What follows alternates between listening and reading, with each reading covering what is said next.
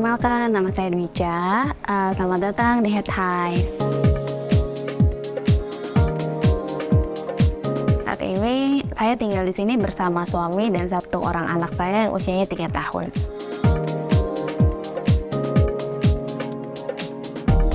Dan namanya Head High itu sendiri diambil dari bahasa Belanda, artinya rumah aja gitu. Kenapa kita pakai nama itu? Sebenarnya kita bingung juga mau ngasih. Sebenarnya kan awalnya dinamain itu karena kita pengen punya akun sendiri untuk rumah ini.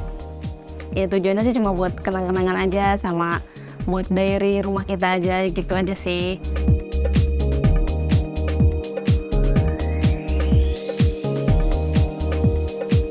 Kalau luas tanahnya itu sekitar 140 meter persegi, tapi untuk bangunannya hanya 58 meter perseginya.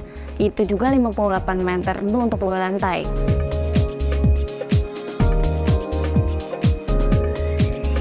Namanya itu bingung kan mau namain apa. Kebetulan suami itu dulu waktu kuliah jurusannya sastra Belanda, terus dia bilang, ya udah namain aja deh Head High, artinya cuma rumah doang kok.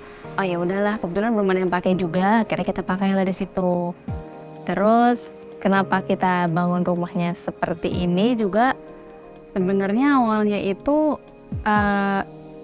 kita belum tahu nih mau bangun rumah seperti apa. Tapi kita kayak sering nginep kayak di Airbnb gitu, terus pernah ketemu rumah yang bentuknya itu kotak, letter L-nya itu kaca. Terus kita sempet cuma ngobrol-ngobrol doang, kalau kita punya rumah nanti bikin yang kayak gini aja yuk gitu. Oh iya bagus ya, banyak cahaya matahari gitu. Terus kita mulai beraniin deh, pas ngumpulin uang dulu lah, ngumpulin dananya sampai dananya terkumpul, baru berani mulai approach arsitek-arsiteknya.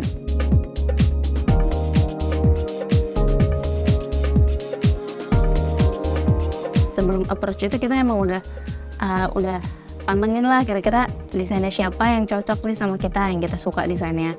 Dapatlah 3 nama itu, dan kebetulan di salah satu arsiteknya itu mau dengan dana yang kita punya, dia mau menyanggupi, dan kita cuma bilang doang kebutuhan kita itu apa, barulah dikasih gambar. Ternyata gambar yang dikasih itu beneran kayak kita mau, kayak gini sekarang. Makanya pas dapat, wah kok bisa pas banget sih gambarnya kayak gini yang kita mau. Akhirnya udah jadi dari gambar itu sekali, nggak ada revisi, langsung dibangun deh.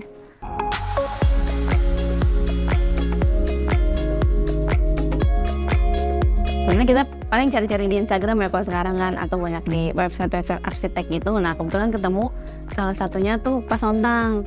Kebetulan kalau dari gambar-gambar rumah dia yang udah ada tuh emang banyaknya rumahnya bentuknya seperti ini, kotak, putih, simpel.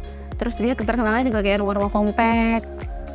Terus pas yang makin kita pengen approach dia sih karena dia terkenalnya mau mengambil rumah dengan budget ke bawah, menengah ke bawah. Makanya berani approach. Ternyata dia beneran mau ambil dengan budget kita yang sebenarnya nggak terlalu banyak juga.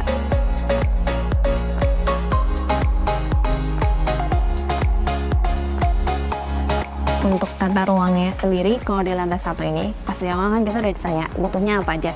Kalau dari kita sendiri, kita cuma bilang yang esensial doang. Kita cuma butuh ruang tamu, ruang masak, sama kamar mandi, sama ruang cuci. Bahkan si Pak arsiteknya itu udah dikasih nih denah bangunan 3,5 kali 7,5 meter ini. Dia masih nanya, butuh kamar untuk ART nggak? Dan kayak, masih bisa Pak, mau ditaruh di mana? Butuh nggak katanya? Kita sebetulnya nggak butuh Pak. Oh ya udah, kira nggak usah. Terus dikasihlah satu di ruang belakang itu ada 2 ruang lagi, ada ruang laundry sama gudang. Nah untuk lantai 1 ini tadinya mau nggak ada kamar mandi, cuma kita pikir kayaknya kalau di lantai 1 nggak ada kamar mandi susah, kan butuh tamu. Kalau ada tamu pasti butuh kamar mandi kan, nggak mungkin dia harus ke atas. Atau kalau ada orang tua yang udah nggak kuat naik, masa harus ke atas kan nggak mungkin. Akhirnya mau pakai kamar mandi. Dari mananya itu kan kita bingung, tapi ya namanya enaknya pakai arsitek gitu, kita bilang aja kita butuhnya apa, dia pasti cari cara yang paling efisiennya apa kan. Akhirnya ini di bawah tangga dipakai buat 1 kamar mandi, dan ukurannya emang kecil banget sih sebenarnya. Luas kamar mandi kalau nggak salah ya, saya nggak tahu 1,5 meter kali 80 cm, cuma kan masih bisa berfungsi dengan baik.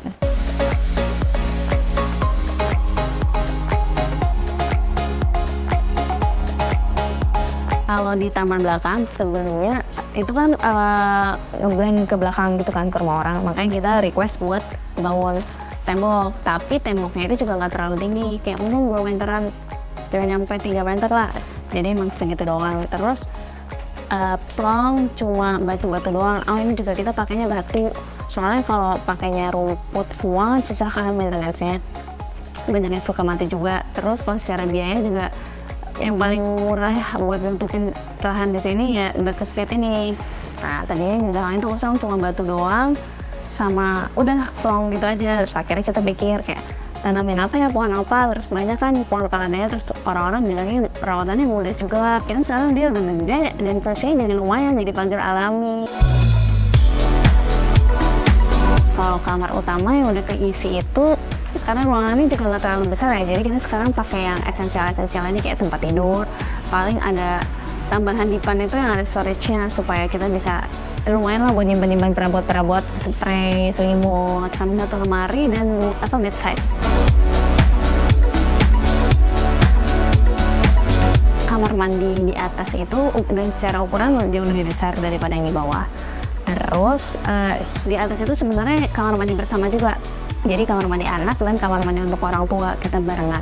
Cuma yang bedain itu dia ada dua pintu. Jadi yang satu itu nyambung ke connecting door ke kamar utama ke kamar orang tua. Jadi kalau buat anak dia harus tetap keluar kamar dulu, masuk lewat pintu kamar mandi yang biasa. Cuma kalau dari kamar orang tua itu dia langsung buka pintu langsung ke kamar mandi.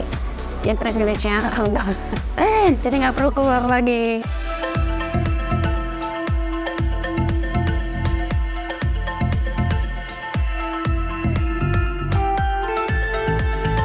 Karena yang harus yang tepat itu gimana ya? Pertama, jangan ragu-ragu buat tanya ke arsitek. Alangkah lebih baiknya kalau misalnya kita udah tahu dulu kita punya budgetnya berapa.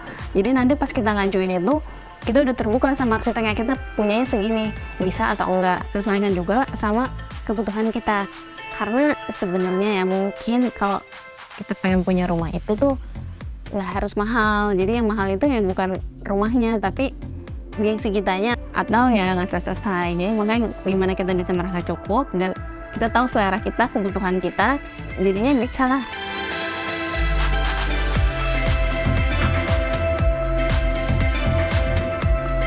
Rumah selain sebagai tempat pulang dan tempat ternyaman, kalau menurut aku itu rumah itu adalah cerminan dari diri kita sendiri. Jadi apa yang ada di rumah kita itu sebenarnya gambaran dari diri kita. Kayak kita mau jadi orang yang simple, mau yang gak merendahkan diri sendiri, kita bisa mulai dari rumah.